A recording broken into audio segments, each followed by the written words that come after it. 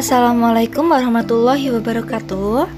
Pada video kali ini kita akan membahas mengenai etologi. Etologi merupakan sebuah studi yang mengenai tingkah laku, lebih khususnya tingkah laku pada hewan.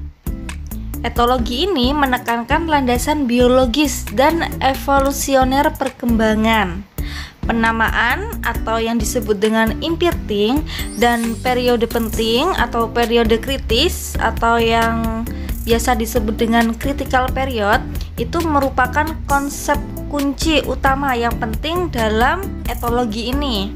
Teori etologi ini ditegakkan berdasarkan penelitian yang cermat terhadap perilaku binatang dalam keadaan nyata.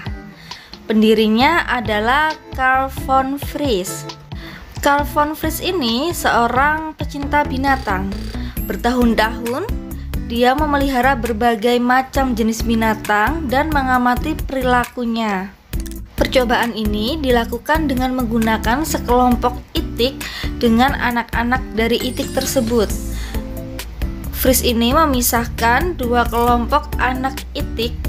Satu kelompok diasuh induknya dan satu kelompoknya lagi dia asuh sendiri. Setelah beberapa bulan kemudian, maka kelompok anak itik yang diasuh oleh Frisch ini mengidentifikasi bahwa Frisch ini sebagai induknya. Nah, kemanapun Frisch ini pergi, maka mereka itu selalu mengikutinya. Pada suatu ketika dipertemukanlah kelompok asuhnya dengan induk aslinya.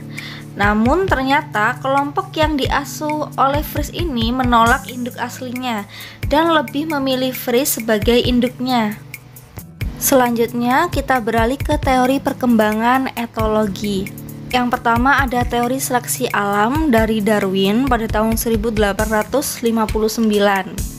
Pada dasarnya, teori Darwin berjalan sebagai berikut, yang mana di antara anggota-anggota sebuah spesies itu terdapat variasi yang tidak terhitung jumlahnya. Dan di antara anggota yang bermacam-macam itu, hanya ada kelompok tertentu yang berhasil bertahan hidup yang bisa menghasilkan keturunannya. Dengan demikian, terdapat perjuangan untuk bertahan hidup, di mana anggota-anggota terbaik sebuah spesies dapat hidup dalam jangka waktu yang cukup panjang untuk meneruskan sifat unggul mereka kepada generasi berikutnya atau keturunannya. Alam kemudian memilih siapa-siapa yang bisa beradaptasi dengan lingkungan, maka mereka itulah yang dapat hidup. Pada intinya, alam itu melakukan seleksi alam. Seleksi alam itu merupakan proses dari alam untuk memilih spesies-spesies yang unggul yang ada di dalam alam tersebut.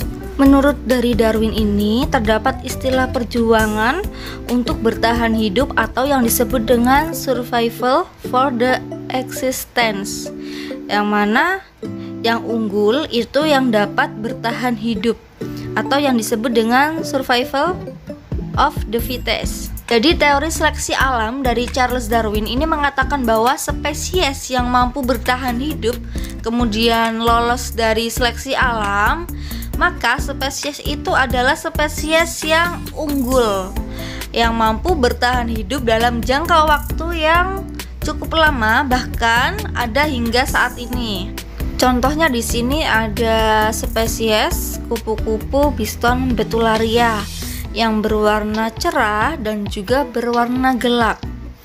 Pada saat sebelum terjadinya revolusi industri, populasi dari kupu-kupu Biston betularia yang berwarna cerah itu cenderung lebih tinggi.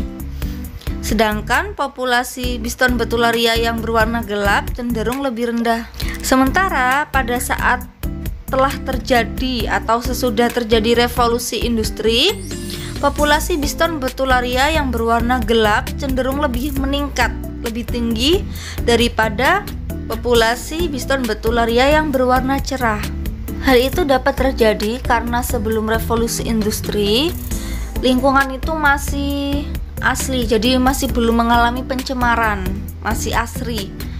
Sedangkan setelah revolusi industri, lingkungan itu menjadi tercemar, yang mana asap-asap dari pabrik itu semakin banyak, yang mengakibatkan pencemaran udara, yang mengakibatkan populasi biston betularia yang berwarna gelap ini cenderung lebih meningkat, dikarenakan biston betularia yang berwarna gelap ini lebih bisa beradaptasi dengan lingkungan. Jadi warna udara setelah mengalami revolusi industri itu cenderung lebih gelap, yang mengakibatkan piston betularia yang berwarna gelap cenderung lebih mudah beradaptasi daripada piston betularia yang berwarna cerah. Oleh karena itu, populasinya yang berwarna gelap itu cenderung lebih meningkat daripada yang berwarna cerah, sehingga piston betularia berwarna cerah ini mudah dimangsa oleh predator. Selanjutnya ada teori perkembangan etologi modern dari Lorenz dan Tinbergen.